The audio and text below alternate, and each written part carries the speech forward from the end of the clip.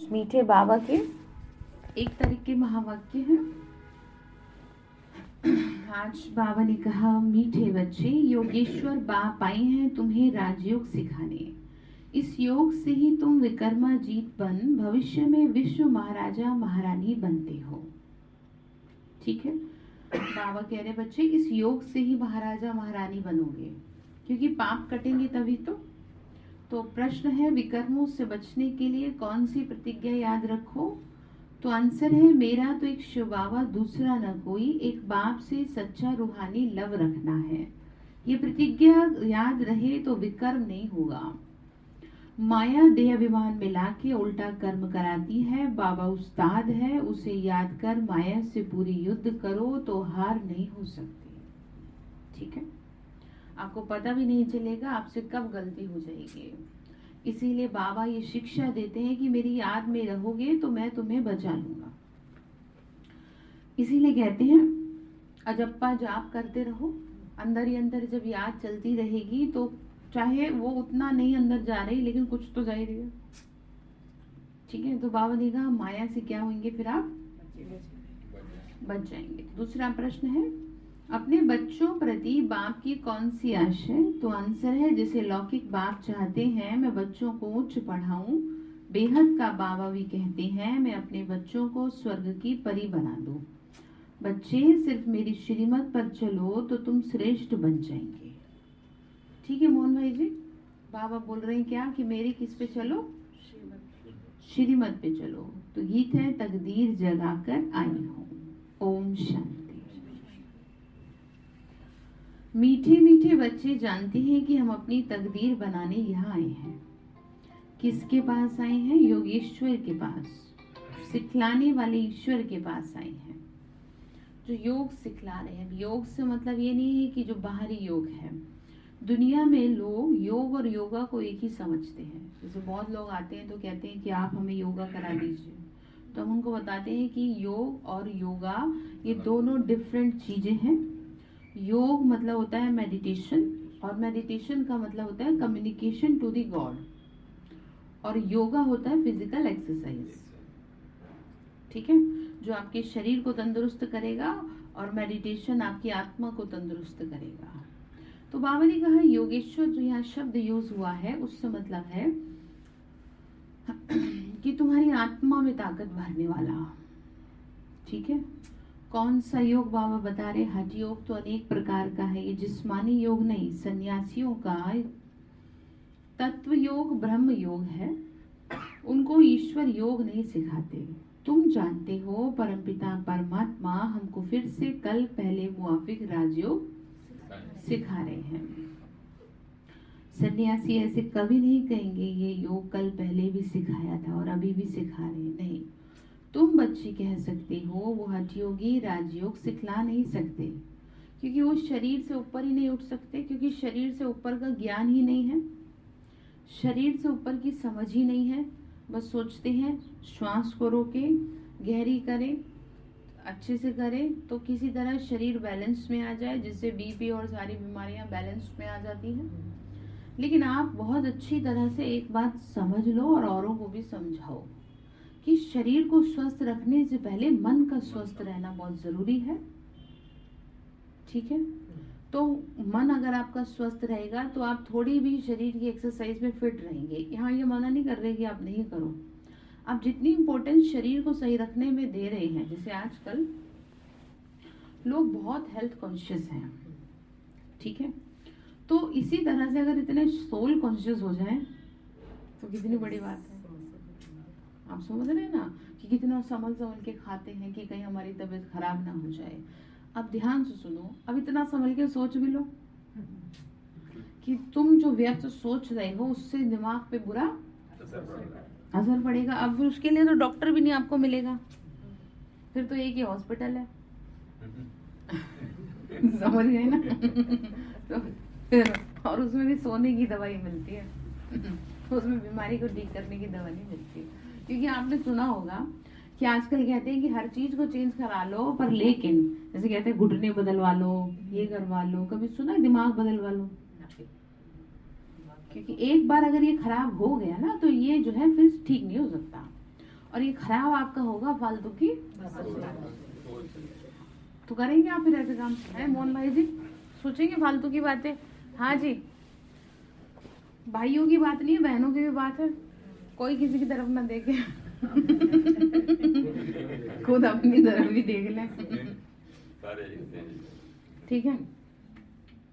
तो कौन सोचता है व्यर्थ? हाँ जी करेंगे। समझ गए ना? इस बात को ध्यान रखना कि दिमाग को नहीं बदलवाया जा सकता। बस ये ध्यान रखना कि दिमाग अगर खराब हो जाएगा ना, अगर इसकी शक्ति नष्ट हो गई तो इसे दोबारा नहीं बदला जाएगा। तो इसीलिए फालतू की बातें नहीं सोचना है। सोचोगे आप? नहीं सोचोगे ना? हाँ ठीक, संभल के रहना। तो बाबा सिखा रहे हैं कौन सा योग? राजयोग। बहुत बढ़िया, राजयोग सिखा रहे हैं। बाबा ने कहा मेरे अलावा कोई नहीं सिखा सकता, हमको सिखलाने वाले शिव बाबा है, समझते हो ना, जिसको योगेश्वर कहा जाता है। मनुष्य भूल से श्री कृष्ण को योगेश्वर कह देते हैं। श्री कृष्ण सतयुग का प्रिंस है, वह योग की बात ही नहीं है। ये बहुत अच्छी पॉइंट है, समझाने की तरकीब सीखो। युक्ति से समझाया जाता है, तुम्हारा सारा मदार योग पर है। जितना तुम योग में रहेंगे उतना पाप कटेंगे। भारत का प्राचीन योग बहुत गाया हुआ है। ये राजयोग परमात्मा के सिवाय कोई न सिखा सके, इसीलिए नाम योगेश्वर है। ठीक है, ईश्वर ही राजयोग सिखाते हैं। किसी के लिए राजयोग सिखाते हैं, किसके लिए? बाबा ने कहा भारत के लिए। भारत को राजा ही देते हैं। नहीं, सिर्फ भारत ही नहीं, बाबा ने कहा तुम बच्चों को सारे विश्व का मालिक बनाने के लिए सिखा रहे हैं। ये लक्ष्य क्लियर है कि किस लिए बैठे हैं यहाँ पर? बिना लक्ष्य के अगर आप जीवन जी रहे हैं तो वो जीवन जानवरों जैसा है। जैसे मजदूरों को देखो आप, उन्हें कुछ नहीं, उन्हें सिर्फ कमाना और खाना है। इसीलिए ऐसा नहीं है कि भगवान ने मजदूरों में अलग से बुद्धि दी और टाटा उसमें मुकेश अंबानी में अलग से बुद्धि दी। नहीं, वो उनकी बुद्धि सिर्फ मजदूरी तक ही सीमित है। वो शरीर की मेहनत करना अच्छा समझते हैं बजाय दिमाग के, और जो दिमाग से काम करता है ना, वो शरीर की मेहनत से कम करता है, बच जाता है। तो अब आप यही समझ लो कि बाबा ने हमें ये साफ क्लियर कर दिया है कि बच्चे तुम्हारा लक्ष्य क्या है। तुम यहाँ लक्ष्य से बैठे हो ना, ऐसे तो नहीं बस ठीक है जिंदगी कट रही है, कहीं और ना सही तो यहीं सही। यहाँ पर जब पहले दिन आते हैं तभी लक्ष्य दे दिया जाता है। जब पहले दिन कोर्स कराते हैं ना, तो मैं पहले दिन में ही कह देती हूँ कि यहाँ जो पढ़ाई है ना, ये मनुष्य से देवता बनने की पढ़ाई है। हो सकता है आपको हंसी आए, और आती भी लोगों को, तो उसमें कोई बुरी बात नहीं है, लेकिन बात तो यही है कि पढ़ाई तो यही है। ठीक है, तो जब पहले दिन ही ऐसा दिमाग को ट्रेंड कर दिया जाता है तो धीरे धीरे वो ट्रेंड हो जाता है। अब पहले दिन से ही आपने घर में खराब वातावरण फैला दिया, किसी दूसरे आत्मा के लिए खराब संकल्प दे दिए, तो वो ठीक कैसे होगी? मुझे बता दो। आपने पहले दिन से कह दिया ये तो है ही बुरी, तो कहेंगे आप किसी को? ठीक है, संबंधों को सुधारेंगे। तो बाबा ने कहा बच्चे देखो, तुम्हारा जो लक्ष्य है वो एकदम क्या है? क्लियर है। ठीक है, तो बाबा बोल रहे बच्चे, भल राजाई कोई टुकड़े पर करेंगे, विश्व में तो नहीं करेंगे, परंतु कहने में तो आता है विश्व का मालिक बन रहे हैं। बाबा बोल रहे तुम समझ रहे हो ना कि तुम्हारी यहाँ पर तकदीर बन रही है। जैसे जैसे ये ज्ञान बुद्धि में जा रहा है, आत्मा शुद्ध हो रही है। अगर ऐसी कोई मशीन होती तो जरूर पर दिखा देते बाबा में। अच्छा, योग में पता चल जाता है सबको कि मैं कितने पानी में हूँ। अच्छा चलो पहले भी छोड़ो, अब जैसे जैसे ज्ञान आपकी बुद्धि में बैठ रहा है, आपको ये समझ में आने लगा है कि मेरी कितनी गलतियां हैं। पहले तो नहीं आता था, पहले भी आप ही थे, हमने थोड़ी कुछ करा है, बाबा ने थोड़ी कुछ करा है। बाबा तो सिर्फ सुनाते हैं, सुनते तो आप ही हो। तो जैसे जैसे बुद्धि में बैठ रहा है वैसे वैसे प्योरिफिकेशन बस। तो ध्यान ये रखना है कि बस बुद्धि में बैठाते जाओ। ठीक है, कानों में जो जाएगा ना वो धीरे धीरे दिमाग में जरूर जाएगा। इसीलिए कहते हैं कि कानों में अगर कोई जहर घोल दे तो फिर बच नहीं सकता कोई दूसरा। बाहर के जहर से तो इंसान एक बार मरेगा, और कानों के जहर से तो रोज मरेगा।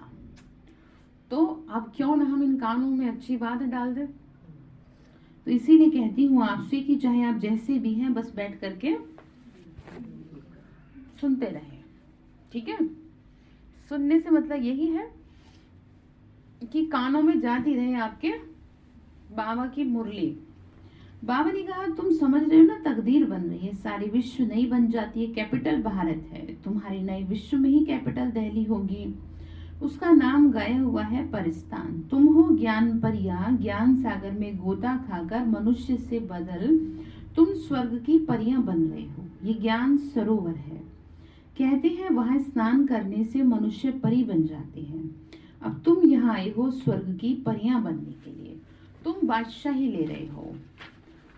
ठीक है, बाबा बोल रहे बच्चे सुख दे रहा हूं तुम्हें, तुम्हारे पास जेवर आदि ढेर होंगे, तुम कहेंगे हम राजयोग सीखते हैं जिससे हम भविष्य में महाराजा महारानी बनेंगे।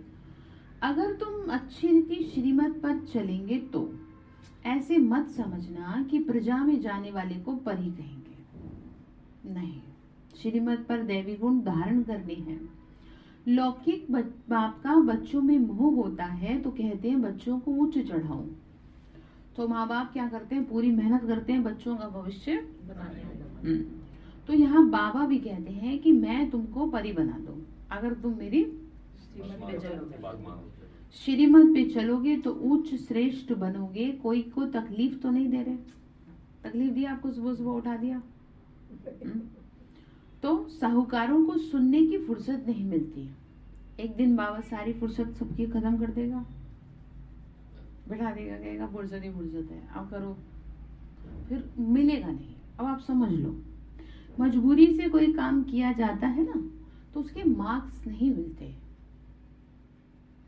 जैसे कोविड में लोगों ने बाहर का खाना छोड़ा तो वो उनकी मजबूरी थी, उसमें वो ये कहे कि हमने तो बाहर का त्याग कर दिया, तो उसको त्याग नहीं कहेंगे, उसके कोई मार्क्स नहीं मिलेंगे।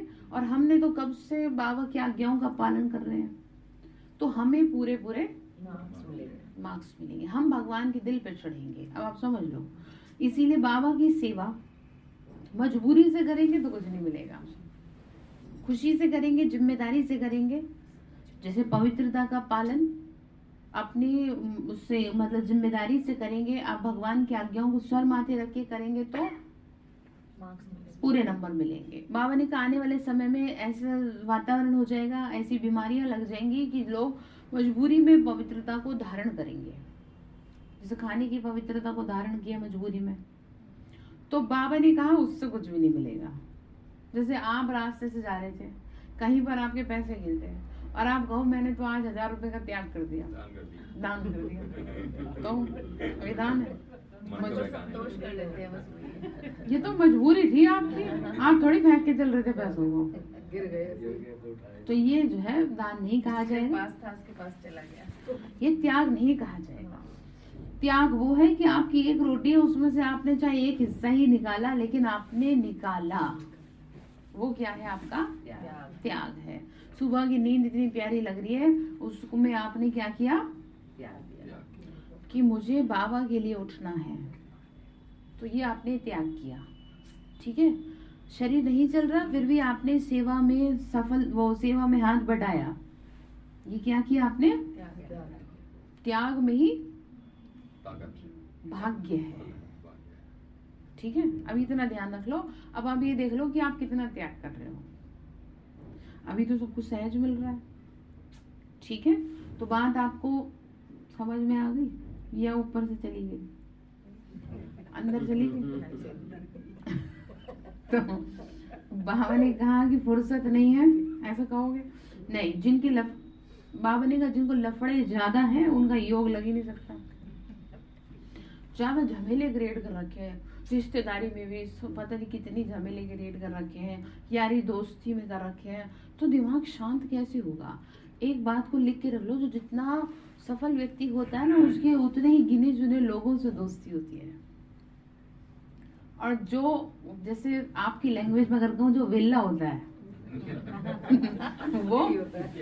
वो जो है सबसे यारी करने की कोशिश करेगा, सबसे बोलने की कोशिश करेगा, और सबसे मतलब सोचेगा कि इन सबसे मेरी क्या हो जाए, दोस्ती हो जाए। और जो बहुत बुद्धिमान होगा लोग उसको चाहेंगे दोस्त बनाना। तो बात समझ में आ गई। अब आप देख लो, आप दोनों में से क्या हुआ? तुम्हारे ऊपर छोड़ दिया। हाँ, क्योंकि आप खुद ही जानते हो, मैं क्या जानूं। तो कह रहे लफड़े बाबा कह रहे जिनके ज्यादा है उनका क्या योग लगेगा। फिर कहा आज बाबा बच्ची से पूछ रहा था कि तुम जानती हो कि हम किसके रथ की सेवा कर रहे हैं। घोड़े की संभाल करने वाला समझेगा कि फलाने साहब के घोड़े की संभाल कर रहे हैं।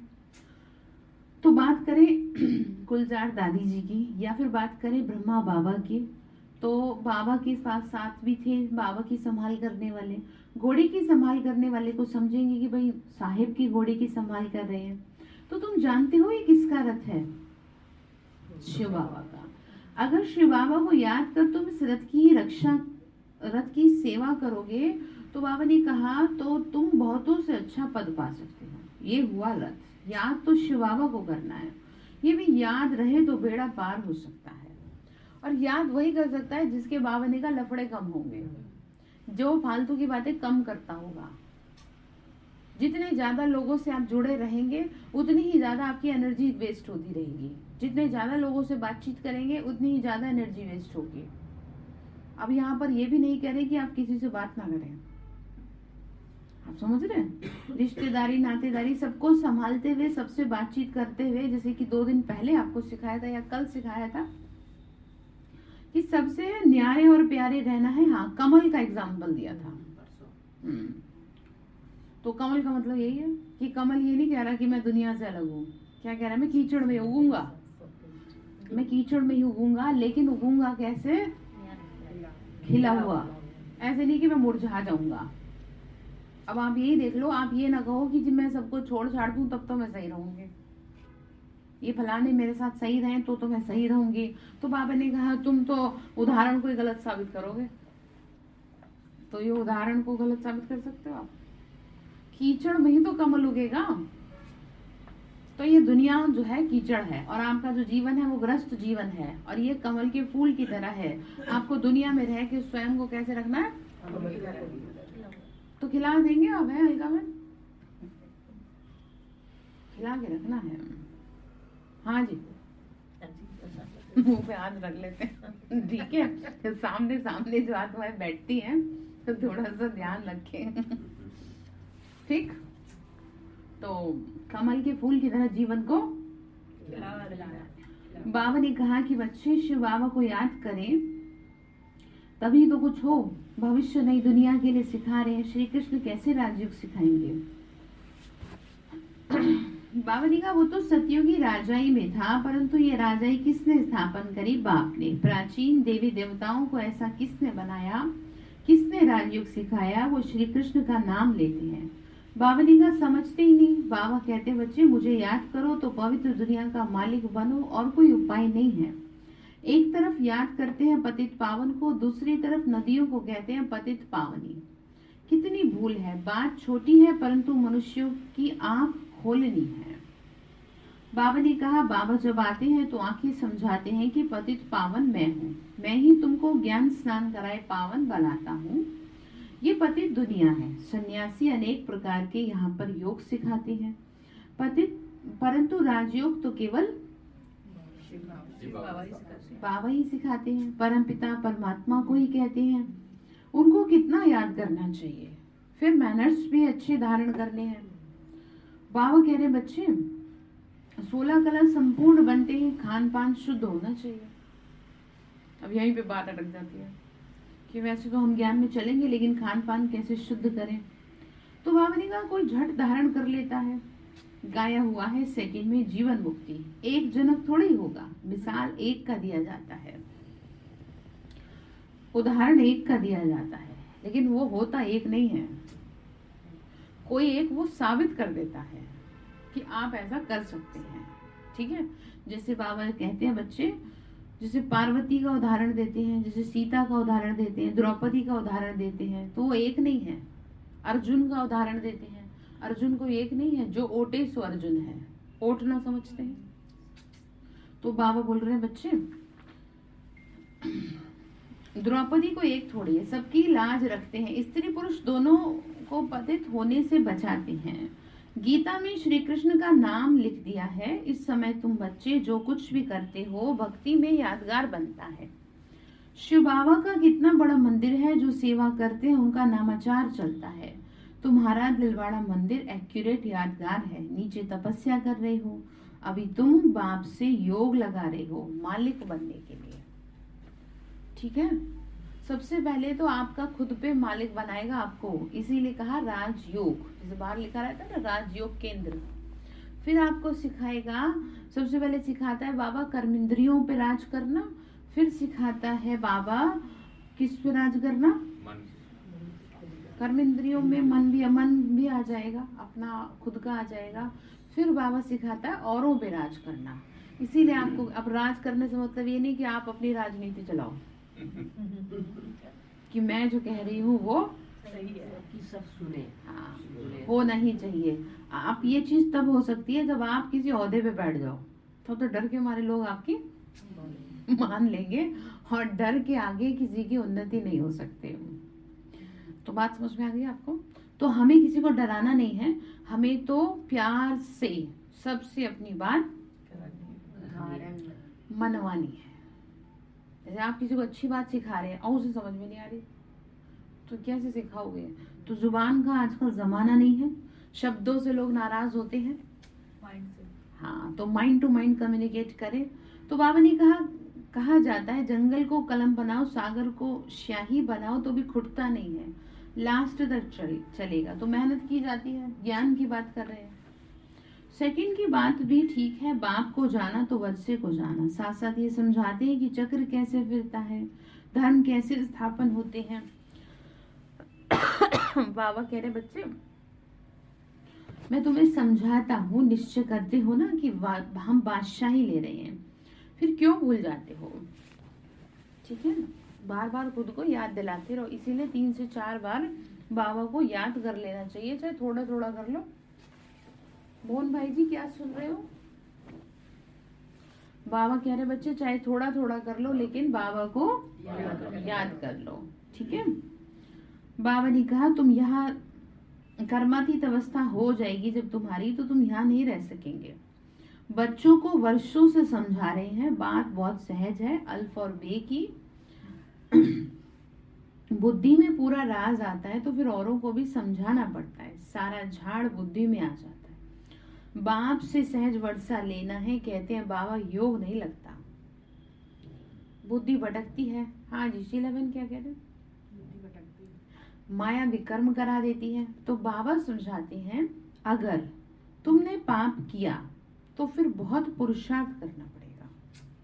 ठीक है, इसको ऐसे समझो, आपने 6 महीने लगा के अपना वजन कम किया और 10 दिन में आपने खूब मीठा खा लिया, तो बात आपको समझ में आ गई? तो ऐसे काम करेंगे आप? हाँ जी। तो बाबा कह रहे बच्चे तुम गलती करोगे तो तुमको क्या करना पड़ेगा? फिर ज्यादा प्रसाद करना पड़ेगा। ठीक है, तो माया देह अभिमान में लाकर आपसे उल्टा काम करा देती है। तो बाबा कहते हैं बच्चे मेरा बन के कोई पाप ना करो। ठीक है, तुमने प्रतिज्ञा की है मेरा तो एक शिव बाबा, दूसरा ना कोई। जैसे कन्या की जब सगाई होती है तो पति के साथ लव हो जाता है, तो बेहद के बाप से कितना लव होना चाहिए? तुम्हारा कितना गुप्त लव है, वो है जिस्मानी, ये है रूहानी। उनकी प्रैक्टिस पड़ गई है, ये तुम घड़ी घड़ी भूल जाते हो, क्योंकि वहां पे पर्टिकुलर पर्सन आपको दिखाई दे रहा है, अब यहाँ दिखता नहीं, सारी दिक्कत ये है।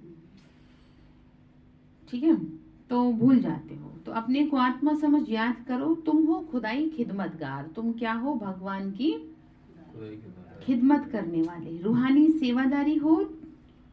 तुम लड़ाई के मैदान में खड़े हो, बाबा उस्ताद भी खड़ा है। ऐसा नहीं है तुम्हें अकेला छोड़ दिया।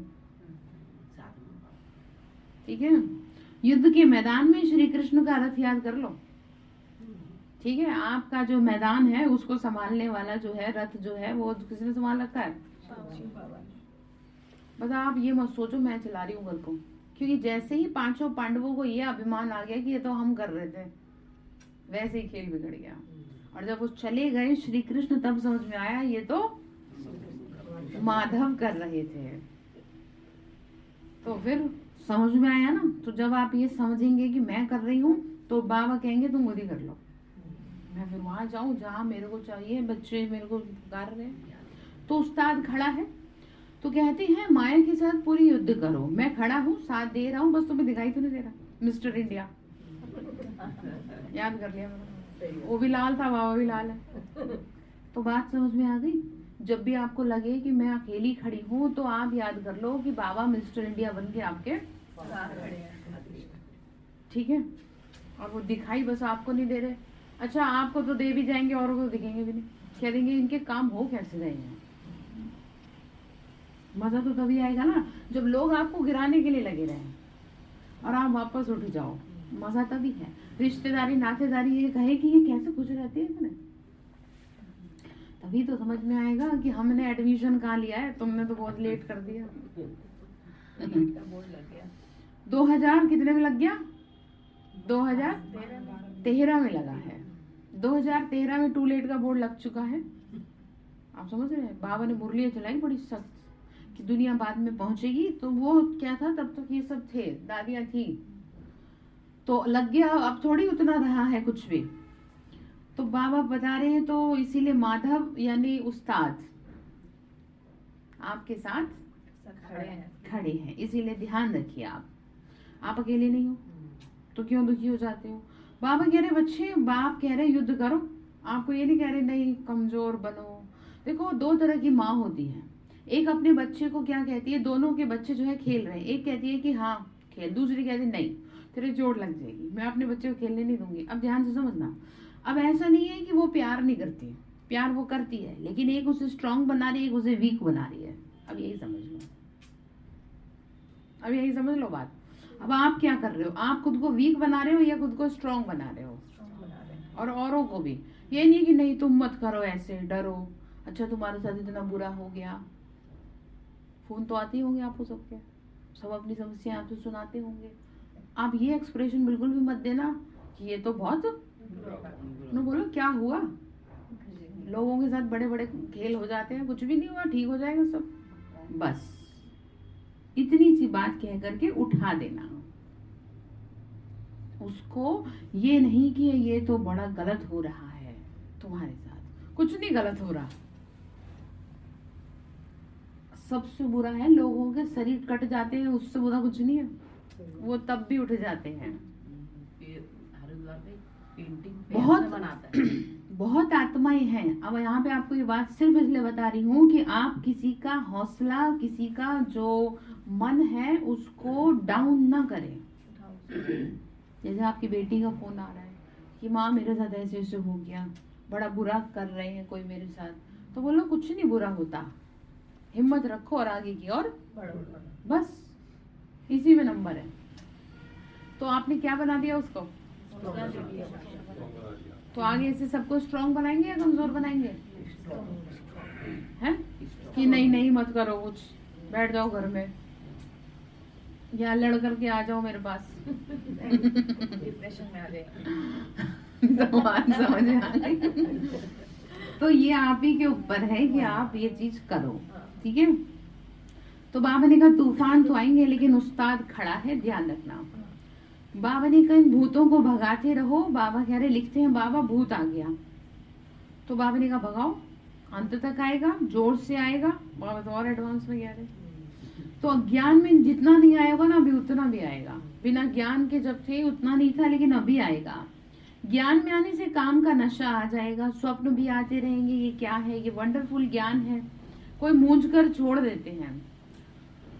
जितना आप खुद को ऊंचा उठाएंगे उतना ही आपको माया और आपका मन नीचे गिराएगा। बाबा बता रहे हैं तूफान बहुत आएंगे, जितना आप पहलवान बनेंगे माया बहुत पछाड़ेगी। इसीलिए महावीर बन स्थैर्य रहना, बाबा की याद में रहना, कर्म में नहीं आना। कर्म में आने से पाप बन जाते हैं। बहुत पुरुषार्थ करना है, खराब आदतें निकालनी है। मतलब कोई भी बात आपके मन में चल रही है, सुन रहे हैं आप मोहन भाई जी, कोई भी बात मन में चल रही है तो उसे वहीं से सुधार दो, वो कर्म में ना आ जाए। जैसे आपको अपने बच्चे को गुस्सा आ रहा था, आप बहुत अंदर कंट्रोल कर रहे थे, आपने पहले तो बोला और फिर एक चांटा लगा दिया, तो आपने क्या कर दिया, हाँ, तो ये वाचा में भी कर दिया और ये जो हाथ है ना, ये पाप के लिए नहीं उठना चाहिए। बाबा की सख्त मनाही है। पुरानी मुरलियां उठा के देख लो, बाबा ने कहा था कि बच्चों पे कभी हाथ नहीं उठाना। जिनके छोटे छोटे बच्चे होते हैं उनको भी कहा था कि उनको बाबा ने कह देता भोजन मत दो। आजकल की तो माँ इतनी नाजुक हैं, वो खुद ही बेहोश हो जाएंगे। बच्चा होना कि इसने खाना नहीं खाया, स्ट्रांग नहीं है। लेकिन हमारी मदर ऐसी नहीं थी। हमारे से नाराज होती थी तो हमसे बोलना छोड़ देती थी बस, और कुंडी लग जाती थी किचन में, ताला, कुंडी भी नहीं। और अपने आप लाइन पर बच्चे। वैसे तो हमने कभी ऐसी शैतानी करी नहीं, लेकिन आपको बता रही हूँ, वो भी तो माँ रही तो मजबूत बना दिया। और अगर आजकल की माओ की तरह होती तब तो ना इधर के रहते ना उधर के, ना ससुराल में राजी ना वो पियर में राजी। तो फिर ऐसे का क्या किया जाएगा बताओ? वो तो बच्चा बोझ बन जाएगा ना। तो इसलिए क्या बनाना है? मजबूत बनाना है। बाबा ने कहा खराब आदतें निकालनी है। बाबा कह रहे माया के अनेक प्रकार के विघ्न पड़ेंगे, यहाँ बहुत शुद्ध बनना है। चाहते हो ना हम सूर्यवंशी बने तो लायक बने। ये है राजयोग, प्रजा योग नहीं है, तो मेहनत करनी पड़ेगी। तुम युक्ति से, गुप्त रीति से कहीं भी जा सकते हो। बोलो बताओ हम किसको याद करें? तो जो हम दुख से छूट जाए। बाबा देखो कितना चतुर सुझाव है। खैर दूसरों से पूछो तो अपने आप लाइन पे आएंगे फिर। क्योंकि जब आप किसी से कोई राय लेते हैं ना तो उसे अपनी इज्जत लगती है, इम्पोर्टेंस लगती है। और किसी को इम्पोर्टेंस देने में आपके पैसे तो नहीं लग रहे, अभिमान ही तो है जो आपको इम्पोर्टेंस देने नहीं देता। अहम ही तो है कि मैं इन्हें क्यों इम्पोर्टेंस दूं। भगवान भी तो आपको दे रहा है, बच्चे हैं, माँ बाप बच्चों को इम्पोर्टेंस देते हैं। जैसे पहले के टाइम में तो बच्चे खुद पैर छूते थे उठ के, आजकल बच्चों को सिखाने के लिए माँ बाप उठते ही गुड मॉर्निंग बोलते हैं। फैशन हो गया ना, सिखाने के लिए हुआ चाहे, लेकिन हो तो गया। तो इम्पोर्टेंस वहां दी जा रही है, पहले नहीं थी इम्पोर्टेंस। तो बात आपको समझ में आ गई? तो बाबा ने कहा सेवा करने के लिए आपको क्या करना है? दूसरों को उनसे पूछना है कि बताओ हम सुखी कैसे हो। तो कहेंगे भाई फलाना पूजा कराओ, हवन कराओ, तो शायद तुम सुखी हो जाओ। तो बस यहीं पर आपको भी अपना हवन कर देना। ठीक है, किस तरीके से चलो। किसी को भी ऐसा मत वो करो कि उसे लगे कि उसे अपमान ना लगे अपना। किसी का अपमान करना ना बड़ा बुरा होता है। तो बाबा कह रहे बच्चे भारत का प्राचीन योग क्या है वो सिखाओ। हम राजयोग सिखला सकते हो, आप हमको राजयोग सिखला सकते हो। बाबा कह रहे दूसरों से पूछो। तो कहें जी हमें तो पता ही नहीं क्या होता है। तो बोलो आओ फिर हम ही बता देते ना, हमें नहीं पता हम ही बता दें। तो ठीक है, उसमें क्या है, अपनी बात रखने के तरीके होते हैं। तो ऐसी ऐसी बातें करके ले आना चाहिए। बाबा ने कहा तुम ऐसी पहलवानी दिखाओ जो एक ही बात से उनकी बुद्धि ढीली हो जाए, युक्ति वाले चाहिए। तब बाबा पूछते हैं सर्विसेबल बने हो इतने? बहुत संभाल रखनी है। बाबा ने कहा दुनिया इस समय बहुत गंदी है। ये भी एक कहानी है, द्रौपदी के पिछाड़ी कीचक लगे। इसीलिए बाबा कहते हैं बच्चे खबरदार रहो। मेन बात है राजयोग की। किसी को समझाओ कि कैसे सिखाया। बाबा ने नाम डाला है बच्चे का, सिखाया बाबा ने, शिव बाबा ने नाम श्री कृष्ण का डाल दिया। ये समझाओ कि जो स्वर्ग का रचयिता है वो शिव बाबा है। समझाने की क्या चाहिए? तो निकालेंगे आप युक्ति? ठीक। तो तुम्हारी सर्विस है रूहानी। वो सोशल सर्विस भी जिस्मानी करते हैं, वो है जिस्मानी सोसाइटी, ये है रूहानी। रूह को इंजेक्शन लगता है, तभी तो कहते हैं ज्ञान अंजन सतगुरु दिया। अब आत्मा की ज्योत बुझी हुई है। मनुष्य जब मरते हैं तो दीवा जलाते हैं, समझते हैं आत्मा अंधेरे में जाएगी। बरोबर बेहद का अंधियारा है, और क्या अंधियारा होगा? अज्ञानता का अंधियारा है। इसीलिए कहते हैं बचपन में ही गुरु करा दो। मोहन भाई जी आंखें खोल के सुनो बाबा क्या कह रहे हैं। ठीक है, क्या कहते हैं? बचपन में ही गुरु करा दो, क्योंकि अगर जवानी में शरीर छूट जाए तो कम से कम गुरु की वजह से, ज्ञान की वजह से जीवन में थोड़ा बहुत उजियारा तो रहे। ठीक है, ज्ञान से क्या हो जाता है? उजियारा हो जाता है। ज्ञान लेने की कोई उम्र नहीं होती। बुढ़ापे में तो ये हो गया कि आपको खुद ही घर वाले कह देंगे कि जाओ अब तुम जाओ थोड़ा मंदिर जाओ, तो ये तो आपकी बेइज्जती है। क्यों ना बचपन से ही जब बच्चे को ट्रेंड कर दो, ऐसा सही रास्ता दिखाने की कोशिश तो कर ही सकते हैं। चले ना चले वो उसकी मर्जी, लेकिन आप रास्ता दिखाइए। आपको भी तो रास्ता दिखाया जा रहा है। तो बाबा कह रहे बच्चे रोशनी, तो कह रहे याद करो मुझे, हम आत्मा भाई भाई हैं, वर्षा मिल रहा है, कितना समय याद में रहते, ये चार्ट रखो, प्रैक्टिस करते करते वो अवस्था पक्की हो जाएगी, ये युक्ति अच्छी है, सर्विस भी करते रहो, चार्ट भी रखो, फिर उन्नति को पाते रहेंगे। ठीक है, सेवा भी करनी है और चार्ट भी रखना है। ठीक है, अच्छा। मीठे मीठे सिके लगे बच्चों प्रति माता पिता बाप दादा का याद प्यार और गुड मॉर्निंग। रूहानी बाप की रूहानी बच्चों को नमस्ते। हम रूहानी बच्चों की रूहानी माता पिता बाप दादा को नमस्ते नमस्ते बाबा नमस्ते। शुक्रिया बाबा, शुक्रिया बाबा, शुक्रिया बाबा। धारणा के लिए मुख्य सार है, कोई भी भूत अंदर में प्रवेश न हो, इसकी क्या करनी है, संभाल रखनी है। कभी भी माया के तूफानों में मूंझना नहीं है। ठीक है, खराब आदतें निकाल देनी है। ठीक है, कैसी भी घर में परिस्थिति आ रही है, जो भी आ रहा है, कंफ्यूज नहीं हो, ध्यान रखो उस्ताद खड़ा है और वो कह रहा है कि युद्ध करो। जैसे मैंने आपको कहा ना, जो अच्छी माँ होगी वो ये नहीं कहेगी तू बैठ जा, वो कहेगी कोई बात नहीं, युद्ध करो। युद्ध से मतलब है कि हारो मत, सामना करो। हाँ, सामना करो, परिस्थिति से घबराओ मत, लोगों से भागने की कोशिश मत करो कि बस मुझे इसकी शक्ल ना दिख जाए, ये ना करो। जितना भागोगे वो पीछे पीछे आत्मा आ जाएगी। इसीलिए बाबा कह रहे हैं भागो मत और उस हाँ मूंझो नहीं कि क्या हो रहा है मेरी लाइफ में, ये मूंझ नहीं है, खराब आदतें निकालो, बाबा कह रहे हैं। तो फिर कहा याद का चार्ट रखना है। ठीक है, क्या करेंगे, साथ साथ रूहानी सेवाधारी बन रूहों को ज्ञान का इंजेक्शन लगाना है।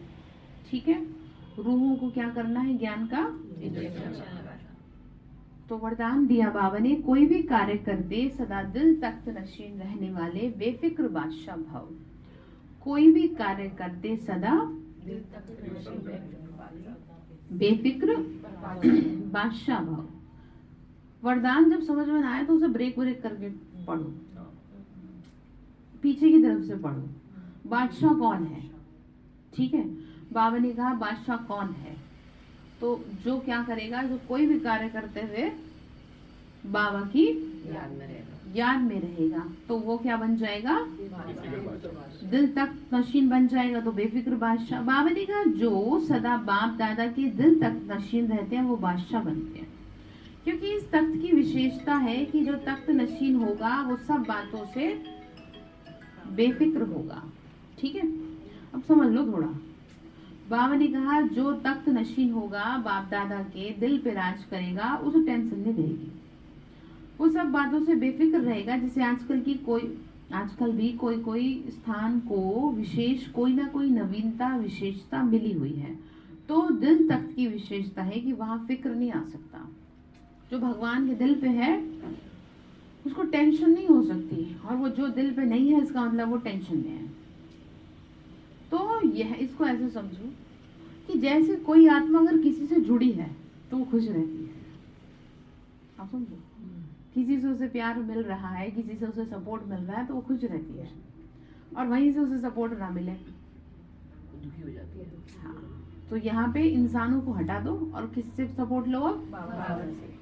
दिल जो जोड़ने की बात यहाँ पे हो रही है ना, ये एग्जाम्पल दिया मैंने आपको, क्योंकि मन को ना कोई चाहिए आपको। ठीक है, अगर आप किसी से भी, मतलब बाबा की अगर हम बात करें, बाबा जो हमें चाह रहा है बच्चे, तुम किसी से भी अगर मन लगाओगे तो वो इंसान तुम्हारे से आज तो सही बात कर रहा है, और उसके लिए वो कल आपसे आज प्यार से बात कर रहा है, हो सकता है कल को 4 गाली भी दे, और उसके लिए आप प्रिपेयर नहीं है, क्योंकि आप उससे सिर्फ प्यार की उम्मीद कर रहे हैं। अब ये आप बहुत गलत कर रहे हैं, क्योंकि वो अंदर से खाली है। आज नहीं तो कल से ही उसका भी मूड खराब हो जाएगा। ठीक है, और वो वहां पर आपके साथ खराब व्यवहार करेगा, और वहां पे आप ब्रेक हो जाओगे। इसीलिए मना कर रहे हैं कि किसी भी मनुष्य से अपने दिल को, यहाँ तक बाबा ने दीदी दादियों को कह दिया, ब्रह्मा बाबा को कह दिया, इनसे भी मत लगाओ, बस ब्रह्मा बाबा को फॉलो कर लो, बाकी दिल मत लगाओ। क्योंकि कमियां सब में दिख जाएंगी और फिर वहां पे आप टूट जाओगे। आप कहोगे कि जी देखो ये तो बड़ा मुश्किल है, तो लगाएंगे आप किसी से दिल? तो बाबा कह रहे बच्चे फिर फिक्र नहीं आएगी अगर तुम मेरे से। तो ये दिल तख्त को वरदान मिला हुआ है, इसीलिए कोई भी कार्य करते हुए सदा दिल तख्त नशीन रहो। तो स्लोगन है, नंबर आगे लेना है तो स्नेह और सहयोग के साथ शक्ति रूप भी धारण करो।